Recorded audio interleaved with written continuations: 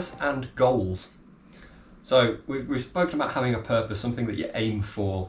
What do you want to do with your life? What is all this for? Why are you getting out of bed and working? Why are you bothering to start your own business and put all this work into it? What do you want from it? Identifying that is important quite early on, I think, else you don't know what you're aiming for. Yeah, and I think people get hung up on this because they're like, oh God, it's like when you're in school, you're like, I don't know what I want to do for the rest of my life. It doesn't have to be what's your purpose for the rest of your life. It's what's your purpose for the next year, the next couple of years, because it will change when you do stuff. You experience more things, you read more books, listen to more podcasts, learn more things. You're going to change what you want to do and why, but your why is the big thing as well. Why do you want to do it? Like the purpose behind it, because otherwise you could just be like, well, I want more money, and that's a fine purpose. But why do you want more money? It's because you want a better life for you, for your family. You want to be happier. You want to not stress about bills. Like, just go really deep into why you want that thing, and that will be a good starting point. I think we should do another video just on goal setting and visualization, because that's a huge topic in itself. It is. And it's so important. I'd learn a lot from that, because I'm rubbish. I'm good at setting the goals, but figuring out how to get there and breaking it down, that's what I struggle with. After reading your Write Your Life book, and you spoke about visualization boards, I made one of those. And it was basically a computer file, and I got pictures of what I want. So I found a nice big house on Rightmove, and I put that there, and I wrote, this is like my 10-year plan. And I found a picture of myself from about 5 years ago when I was like at my fittest. I was like, okay, I want to look like this again. What else did I put? Now that I've quit my job and I'm working on my side projects and things, I can take the time to just have kind of, I put good vibes. I don't like that as a thing, but it's on there, and it's a nice colourful good vibes thing, and it's not really a goal, but it's kind of a way to live. But it's another thing, like you see that every day and it will go into your brain. And it reminds me that I'm allowed to have good vibes. Why do I have to live my life worrying about stuff? You don't have to. It's I'm trying to reprogram my brain, part of that. Yeah. And like you said, things evolve and change. So I made that first one in February, that visualization board, and I've updated it twice since then. Mm-hmm. I've taken some stuff off because I realised it wasn't really goals. It was more of ways that I wanted to live. And it does evolve. Yeah, I have a vision board as well, but it's like a pin board, and I've literally printed pictures off and pinned them on. So it's really easy to unpin them and replace it with something else, either because I've decided I don't actually want that, I'm like, or maybe eventually I want that, but right now I'm focusing on something else, or because I've achieved it and you take it off and then you replace it with something else. So yeah, it doesn't have to be the be all and end all. It's like a ever-changing thing, just like you are ever-changing, and your mind is ever-changing, and your, what you want to do is ever-changing. And I use the visualization board. So for example, I want to lose some weight. When I see the picture of me from 5 years ago, I try and make it affect every eating choice that I come across. So if I go to the cupboard and I see those chocolate covered peanuts, I'm like, well, if I eat those, I'll get a temporary gratification from it, but that's not working towards my goal. That's the exact opposite. I don't need those to live. So having that visualization stuck in your head, I think, is very strong and powerful thing to have, because it helps form the decisions that you make. Yeah, and I have a similar thing. I have a picture of me when I was, and it's not about being thin, it's about like when I was the healthiest I've ever been. Feeling doing good about yourself. Exercise, feeling good, feeling confident. Yeah. Like, it's the confidence from the picture that I want more than the weight loss. Like, I don't care about the pounds or the inches or whatever. But randomly, it's a picture of me in Target holding a full-size skeleton Halloween decoration. So it's a bit weird, but if it works, it works. So yeah, definitely. And on a similar vein, I recently read Get Rich, Lucky Bitch by Denise Duffield Thomas. Cool her first bitch was her first book was called Lucky Bitch. It was all about manifestation and stuff, and this is all about money. But she sort of teaches in a similar way as you sort of take things off your vision board when you've achieved them and put something else on. It's all about upgrading your life little bit by little bit to make yourself feel wealthy. Like, so if you have like rubbish plates or something, like one week you might replace them for like a really nice set that you've always wanted, but you always think like, oh, I can't justify that. Or like just really little things like replacing your socks that have holes in them. You know, it's just like little upgrades every week or every month. At you every time you see them. Yeah, if you go into a room and you don't like the paint colour and you've never bothered to change it, like, you know, change that and it will, you just like the little wealth upgrades like every week or every few weeks. You don't have to like immediately go out and buy like a huge car on credit. Like, it's about like slowly getting there and just making yourself think that it is possible. And I'm doing it because I'm upgrading my life bit by bit, and eventually you'll get to the point where you can, you know, buy whatever you want, basically. And ticking off those niggles by the sound of it. Yeah, Things that take up brain space again. Yeah. Back on with the purpose and goals, trying to figure out what you want. Like you said, is it money? Is it a family? Is it a nice house? Do you want a nice car? Is it financial security that you're after? Do you want employees? Do you want to be in a position where you've got a big business and you've got that responsibility? Do you want to be seen as an expert in a particular field? What makes experts? You told me a good quote. Yeah, I think a lot of people get hung up on this because they think that there's the whole thing of you need 10,000 hours to be an expert or something. But like, if I think about how many hours I've spent reading, writing, editing, I've done way more than that. And it's probably the same for you. If you've been doing something all your life, even if it's as a hobby or anything, you've probably racked up that time anyway. And I don't think it's specifically about the hours anyway. I think it's someone said a quote in one of the sort of Zoom call coaching sessions I was in, and it was basically the definition of an expert is knowing more than the average person about a particular subject. And a lot of the time, like, because I do business coaching and stuff, a lot of the time people want to learn from people who are 1, 2, 3 steps ahead of them on their path that they want to go on. Like, I wouldn't immediately want to get coached by Oprah or someone because it's too much. Like, she's been doing it for years and years and years. I know I'm not going to be able to get that in like a week or something. But if you're coached by someone who is like a year ahead of you, 2 years ahead of you, and they've learned the stuff you need to learn, and they've learned it recently, so it's still fresh in their minds, and they can help you with that. Like, you don't need to get 10 steps ahead straight away. You just need the next step, and you need someone to help you do that. And often it's someone who's more relatable, who's done what you are doing within the last sort of couple of years and can help you get there. And then you can always, find mentors who are a bit further ahead and that kind of stuff. But I think people get hung up on the expert thing, and it is if you know more about a subject than the average person, then you can help them and you can teach them and they can learn from you. I like it. Okay, cool. The next thing that we wanted to mention is the concept of legacy, and this was new to me until I read your book. I go into it quite a bit in my book. Can you talk about that? Yeah, and actually, if anyone's watched Hamilton, like either gone and seen it in person or on Disney Plus, it's on at the moment. Legacy is like the overriding theme throughout the whole thing. Well, legacy and time, not having enough time to do what you want to do, basically. But basically, Alexander Hamilton, one of the founding fathers in America, was obsessed with the legacy he wanted to leave behind, or at least in the musical. I know it's not completely historically accurate, although a lot of it is. And yeah, he would just work non-stop. He wanted to make a change. They were, trying to set up America's Bank and all that kind of stuff. And there's a quote in it where it's, what is legacy? It's planting seeds in a garden you never get to see. Well, that's deep.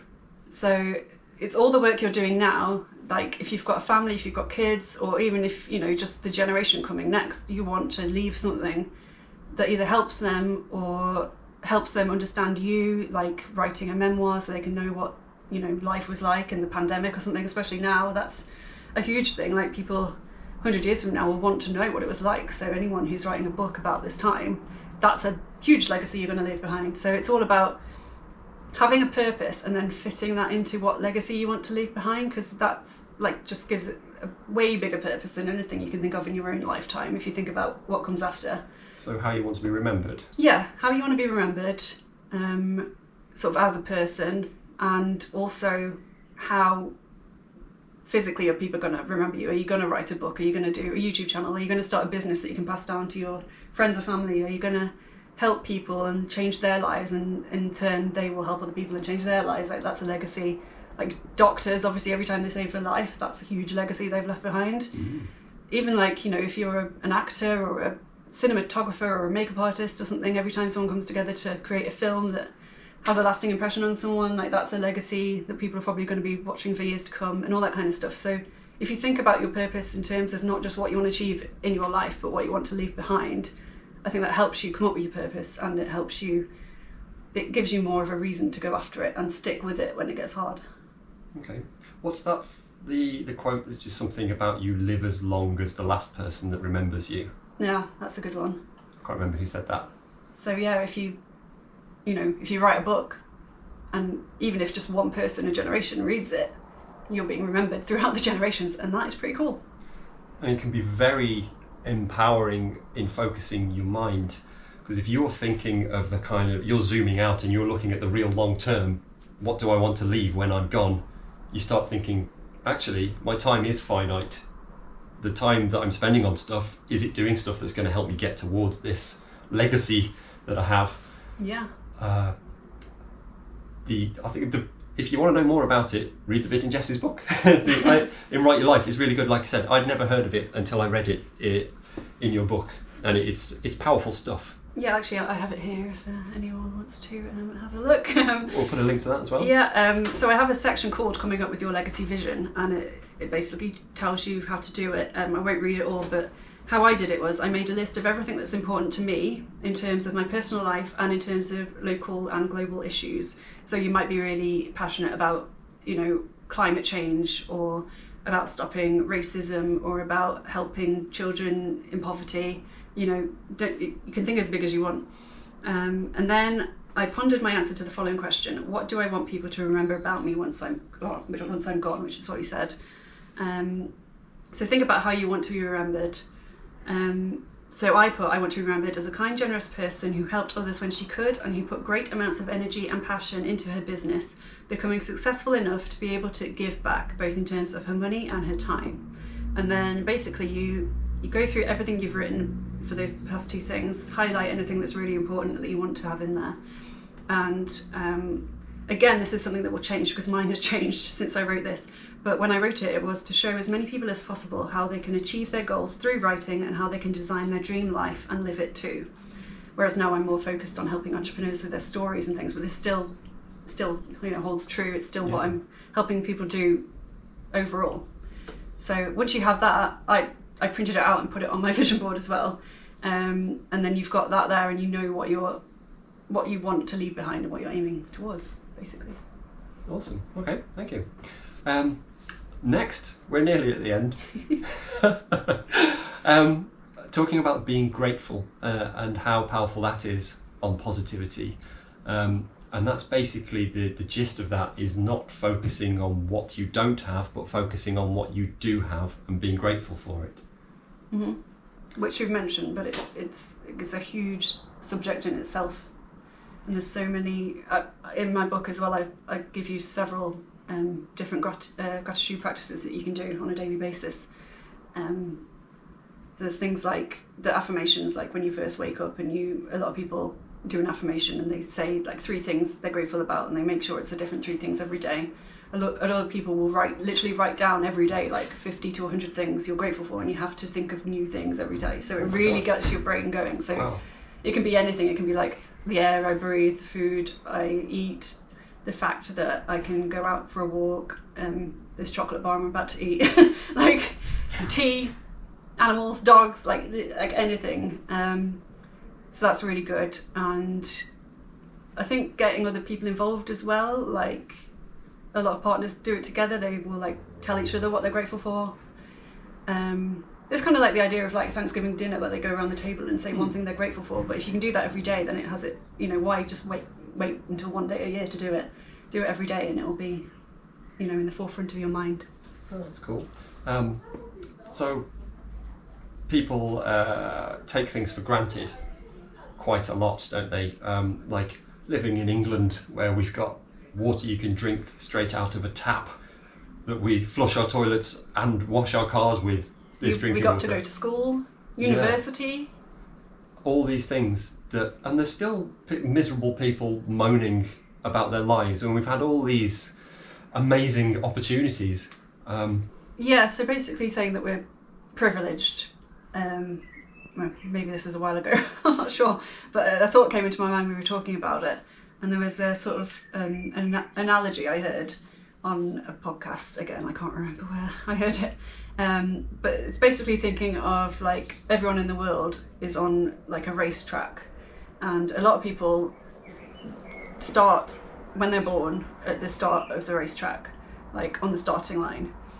A lot of people are born, say, 10 feet ahead because they're born in like a first world country where they automatically get education.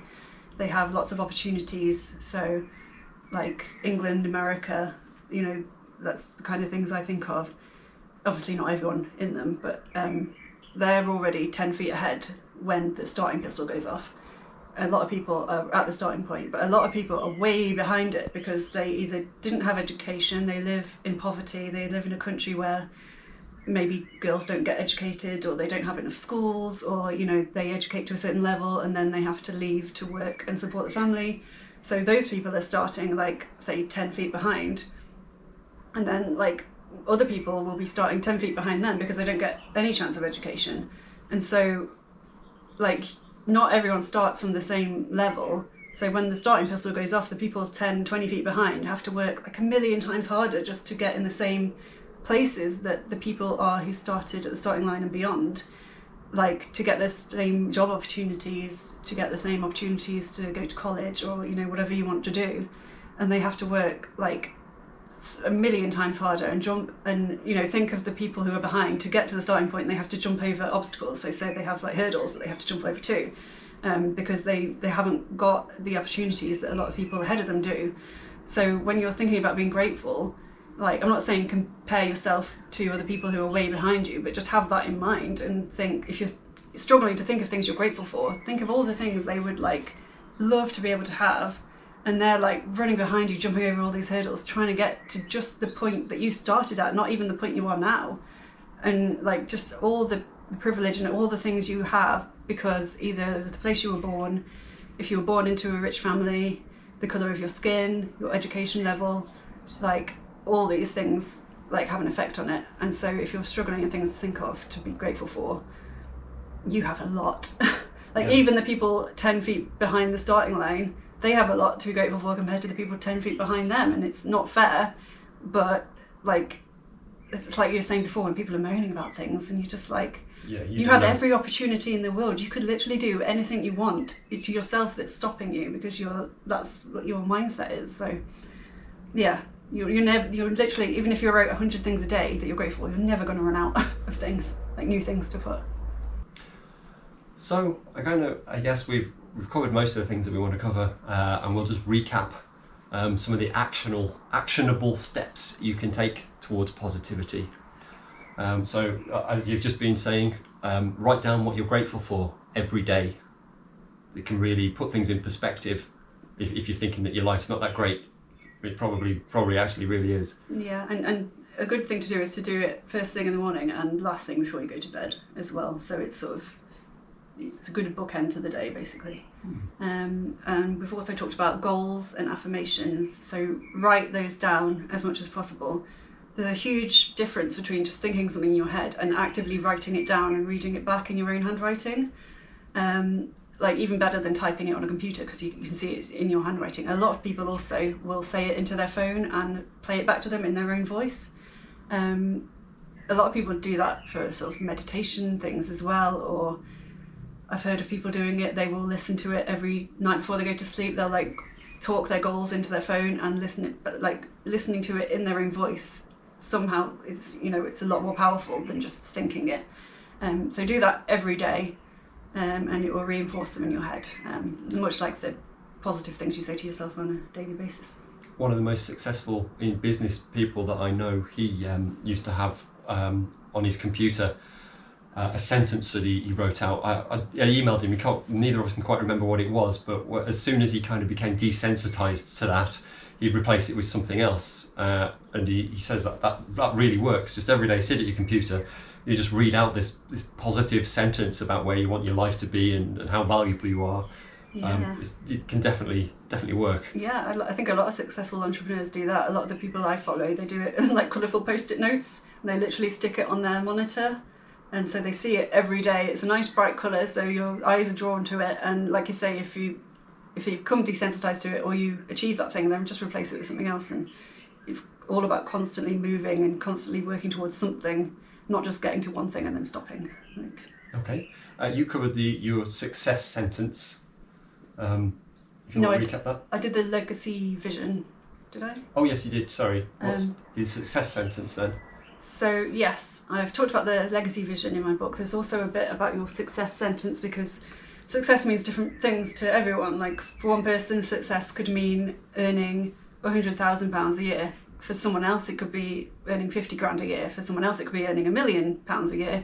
For someone else, it won't be like financial at all. It will be doing something they love, or spending time with their kids, or just going after a goal and achieving it, like running a marathon. Selling the first painting, something like that. Yeah, it can be literally anything. But so with that in mind, I have a little exercise in my book as well called writing your success sentence.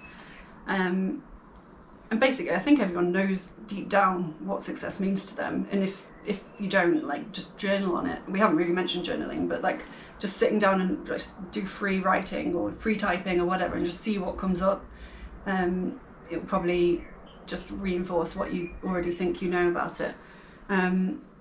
So what I've put is, success for me means doing what I love for a living, earning enough to live comfortably with no debt or financial stress, and having the ability to give back in a meaningful way. So come up with your success sentence, and again, like my legacy vision, I printed that out and I put it on my board as well, so I see it every day in my office. And don't worry if success for you is financial. That is absolutely fine. A lot of people think that that's shallow, or like they should be striving for something else. But if you have financial success, that gives you the opportunity and the freedom to go after so many different things. Like, to me, money is freedom to do what you want. It gives you time. Yeah. And the Chris Harder show that I listen to, his tagline is, when good people make great money, they do great things. I might have butchered that, but it's something like that. So the more you earn, the more you can give back to charity or to foundations or to whoever. And yeah, don't feel bad if your purpose, you're doing something, is money. It's absolutely fine. I think a lot of British people in particular think, I said British then, like a really British person. British people, they don't like talking about money, and they think it's selfish and shallow to go after it. But like I say, money is freedom, and you can use it to further you and your family. Okay. Avoid negativity. This is again actionable steps towards positivity. Actively avoid negativity, whether that's in real life with people you spend your time with, on Facebook, on the news. Scrub that out of your life. If the news, a lot of people just avoid the news. I do. Altogether. If something's important enough, someone will tell you about it. Yeah, I mean, I'll check like the BBC News app every so often, but if something happens, I will see it on Facebook, basically anyway. And it's just, you know you're going to watch the news, and it's going to be 95% bad things. So, I mean, it's obviously good to stay aware of things, especially at the moment, and to know what's going on in the world. But you don't have to, like when the pandemic started, some people got completely addicted and they were watching like the news channels 24/7, and it just completely screwed up their minds. And that's where all the all the fear and everything just got so much worse, because people were like filling their heads with that stuff. So yeah, avoid the news, unfollow people on Facebook who are negative or who just post negative things. You don't have to like defriend them, you can just unfollow them, so they won't be offended. And yeah, listen to positive music, positive podcasts instead of negative. Even like if you're watching a lot of like dramas that are really sad, or a lot of really violent things, that if you're that affected by stuff, like maybe just intersperse some comedy or something uplifting, or like an uplifting memoir kind of biopic or something like that. Work to change your default thoughts if they are negative. replace them with positive thoughts. Tell yourself you are awesome, you are valuable, you're good at what you do. And write that stuff down and keep writing it down. Reinforce it. It's so powerful that your brain will soak in what you tell it. Tell it good stuff. Yeah, we haven't really talked about visualization, but there's sort of the whole idea of that is your brain can't tell between what's real and what you're thinking about if you think about it enough. So if you're, reaching out to get a glass, or if you're just thinking really hard about reaching out to get a glass and you do that over and over again, your brain thinks you've reached out to get the glass because, your thoughts are what's happening in your mind. That's why, sports people visualize, racing or gone off on one. That's why sports people they visualize winning that medal or completing the race or doing that move in the game, and it's not like they just think about it once and go, that's what I'm going to do. They think about it in depth every day, probably, or maybe almost as much as they actually physically practice. And your brain gets so used to it that when it comes to it, your brain knows exactly what you need to do to get there. And there was a study of people lifting weights versus people imagining lifting weights. And from the baseline that they took, even the people imagining lifting weights showed an increase in strength just because they visualized it. It's crazy. And people learning instruments as well, they will practice, but then if, they can't practice for whatever reason, they don't have the space, or they're tired or something, they can go back, lie down and visualize it and get almost as much benefit from it. Wow. The power of the mind, it's not just some woo-woo thing, it's science, bitch. And again, exercise, that's very important to your mental state, mental health and well-being. Fresh air as well. Yeah. If you're stuck at home or in an office all day and you don't get fresh air, that's a big thing. And even if it's just opening a window or getting a load of plants that, NASA has a list of plants that help with oxygen and stuff, so you can actually get NASA approved plants for your office. My room's filled with plants. So, yeah, almost as good as going for a walk in the fresh air. It's like I live in a rainforest. Okay, that's it for now. We got there in the end. Yeah, we did. Please, if you've got anything from this video, if you've taken anything away from it, if you've learned something, please like the video and hit subscribe. It really does help with the YouTube algorithm. You know how you get random stuff pop up in your video feed? It really does help with that if you've subscribed, and the more likes a video gets. And we're trying to get the information that we've learned out there to people in case it helps somebody. That's what we're after. Yeah, and comment if you're going to leave a nice comment, please comment. If you're not, then please don't bother. Leave a negative one, we'll just ignore it because we're positive people. And share it as well if you know anyone you think might benefit from any of the stuff we've talked about today. And both of us, we love improving and learning. So if you've got any constructive feedback about how the video's been made, what we do, the way we say things, the way things have been structured, a comment about that. We'll read every single comment. We can't guarantee we'll reply to them, but we'll certainly read everything. And let us know what you'd like us to cover next. We've got a few ideas. Like we talked about, talking about vision, goal setting. I think doing something about imposter syndrome, because that's prevalent all over the place. That's a huge one for me as well. To try and get over that. I mean, you're a successful person, and to know that you still have sometimes crippling imposter syndrome. Yeah, and I know we're kind of finishing, but one little thing about that, Lindsay Schwartz, who I listen to from Powerhouse Women, she says that if you're not feeling imposter syndrome, then you're not really stretching yourself. So it's actually a good thing. If you're staying in your little comfort zone, and I can talk about comfort zones for a lot as well, so maybe that could be a different one.